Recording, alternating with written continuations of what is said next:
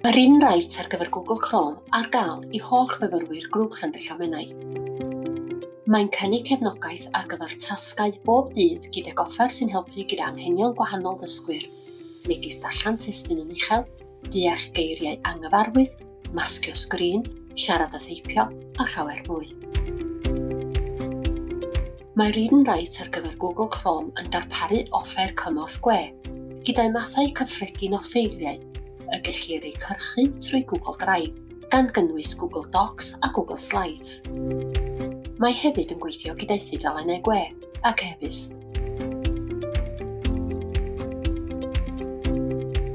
I gael agorau o'r un right, mae'n bwysig i chi fewn gofnodi i'ch cyfrif Google Chrome coleg.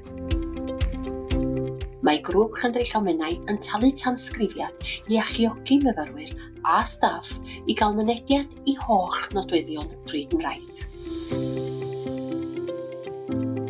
Dewch o hyd i'r estyniad Read and Write yn y siop we Chrome.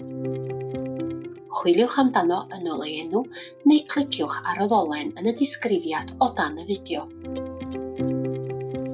Mae'r eicon estyniad Chrome Read and Write yn ddarn jigsaw porffor. Nawr, gallwch chi glicio i osod. I binio'r estyniad Read and Write i'r bar uchaf, cliciwch yr eicon estyniad. Bydd cwmplen yn ymddangos gyda'r rhestr o'ch estyniadau.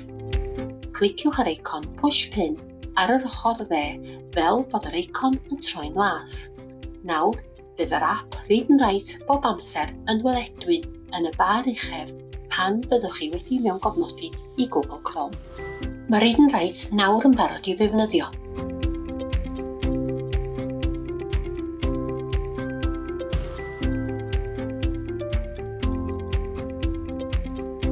Agorwch ddogfen Google Doc, cliciwch ar yr eicon Read and Write i'w ddefnyddio. Bydd bar offer yn ymddangos.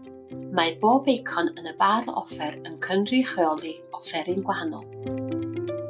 Gallwch hefyd ddefnyddio'r ap Read and Write ar dudalen we. I'w ddefnyddio, cliciwch ar yr eicon Read and Write pan byddwch chi ar eich tudalen we.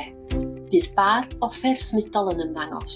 Gallwch symud y bar offer i'r man lle mae'n gyfleus i chi.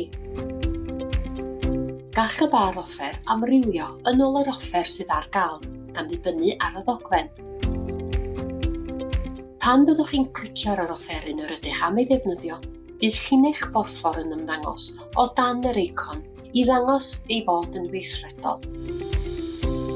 I addasu eich gosodiadau, cliciwch ar y ddewislen 3 dot ar ochr dde uchaf y bar offer, ac yna cliciwch ar opsiynau.